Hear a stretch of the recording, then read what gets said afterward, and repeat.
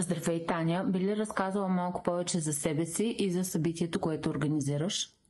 Здравейте на всички, казвам се Таня Босева и аз съм в бюджет индустрията от 2001 година. Международен преподавател, съдия и спикър на доста състезания вече на живо и онлайн, конференции и конгреси, интернационални и в България. Събитието, което организирам, е годишни награди в бюджет индустрията, в цялостно бюджет индустрията.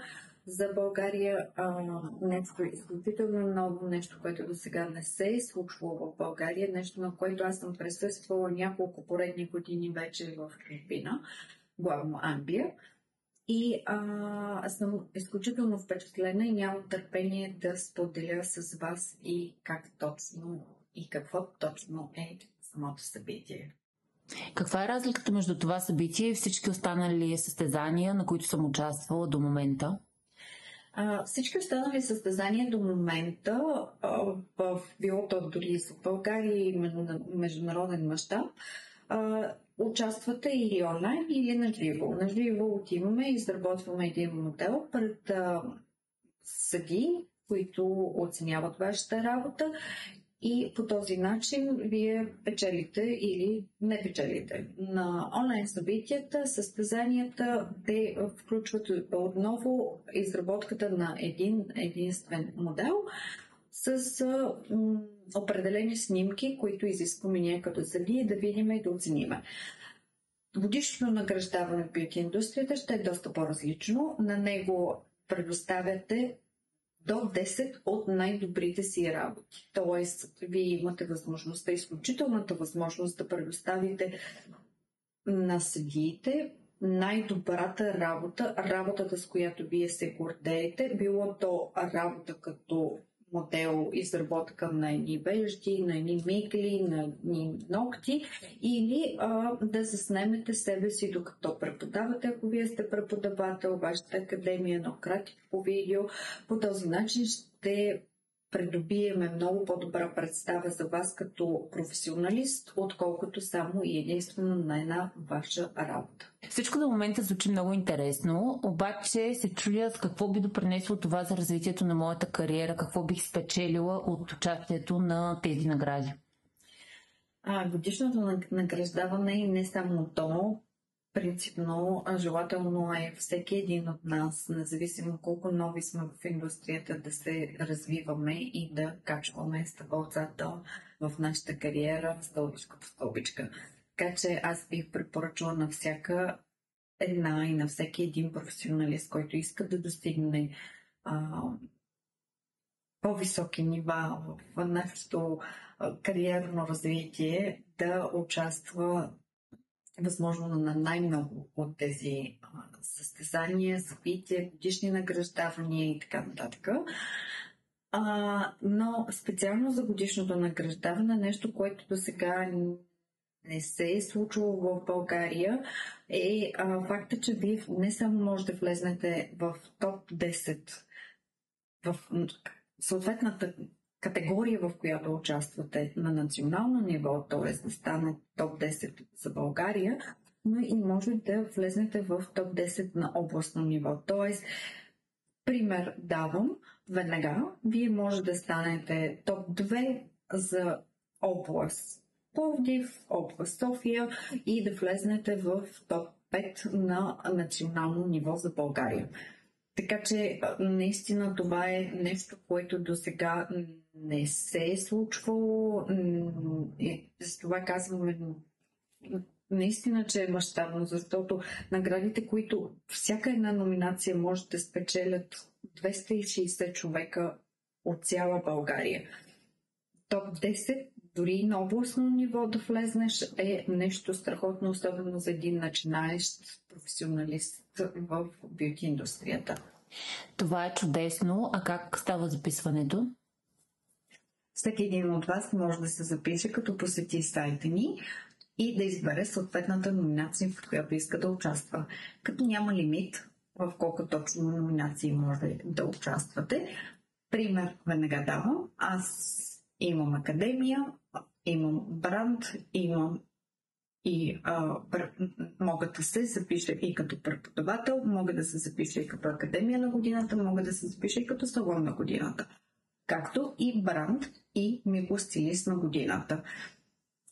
Автоматично избираме и областта, в която участваме, както и на национално ниво. И друга важна подробност, в момента, в която заплатите вашето участие, ви се изпраща анкетка, кратка анкетка в Google форма, която е с някои от следните въпроси.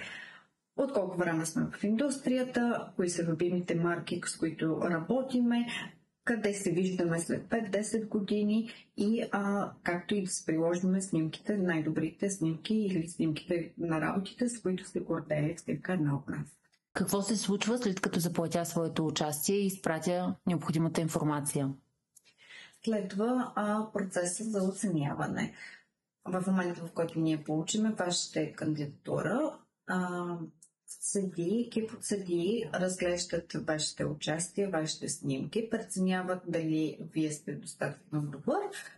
Ако сте успешен кандидат, получавате по имейл диплома финалист на годината.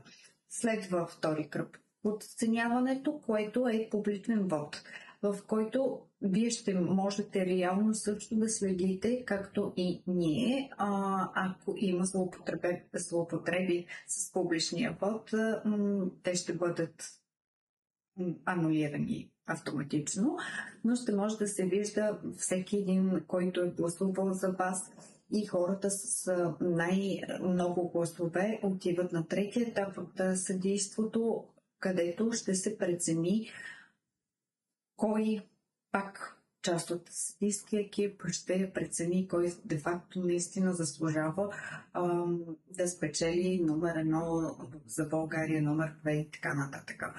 Това е важно за нас, тъй като знаем, че, пример, аз мога да не съм толкова добра, но да имам страшно много последователи, а пък колегата до мен да бъде с по-малък брой последователи, да няма толкова харесвания, за това да бъде всичко чисто и наистина справедливо и честно.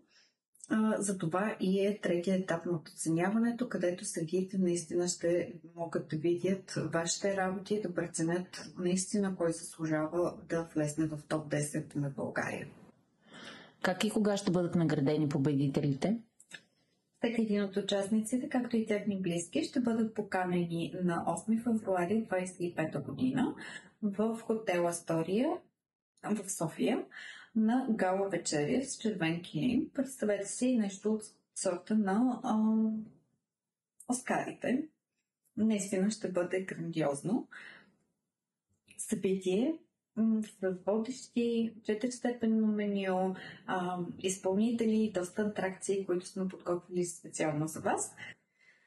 Важна подробност, това, че ще присъствате на гала вечерята, не гарантира вашето награждаване, т.е. не гарантира факта, че вие ще влезете задължително в топ 10 за национално ниво, както и вашето отсъствие няма да означава, че вие няма да бъдете един от печелившите. В случай, че не присъствате на гала вечерята, а сте един от наградените, ще получите вашите копии. Между другото, копиите наистина са просто уникални. Държиме на факта да бъдат персонализирани. Точно поради тази причина записването за участие ще бъде до края на декември, след което започва съдийството, оценяване и публичния вод, и след което вече е самото изпълнение на трофеичетата, за да бъдат персонализирани, съответно изисква време, и точно поради тази причина самото награждаване ще се състои на 8 февруари 2025 година, за да имаме практическото време да свършим всичко и да бъде наистина изключително добре организиран. Приветствам всеки от бюти индустрията, който иска да се развива професионално. Обмислете вашето участие в годишното награждаване и се свържете с мене, ако имате някакви допълнителни въпросчета. Ще ви очаквам в целия ви блясък на червения килим на 8 февруари от 25 година в град София, хотел Астория.